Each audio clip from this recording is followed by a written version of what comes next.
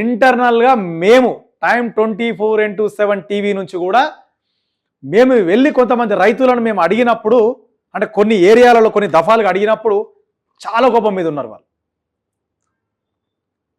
Last time ఇదే యూరియాకి వచ్చేసే వరకల్లా 9 సంవత్సరాల నర కేసీఆర్ గారు గవర్నమెంట్లో ఆటో వాళ్ళకి చెప్తే ఏమంటారు, యూరియా బస్తాలు వేసుకొచ్చి 3-4 బస్తాలు వేసుకొచ్చి మా ఇంటికాడ వేసిపోయింది అయ్యా అని రైతులు మాట్లాడుతున్న మాట, మేము ఛానళ్ళమో మేము మాట్లాడుతున్న మాట కాదు ఇది.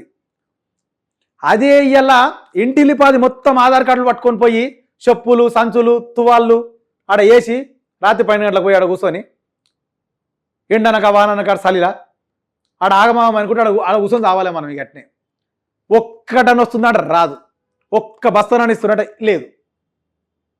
అదే మాత్రం ఎమ్మెల్యే గన్మెన్లు మాత్రము తీసుకొని పోవచ్చు, ఇది లారీలు యూరియాలు తీసుకొని పోవచ్చు. అవన్నీ అడిగినందుకే ఈ కక్ష సాధింపు చర్యలా మీకు? దీని మీద మాట్లాడండి.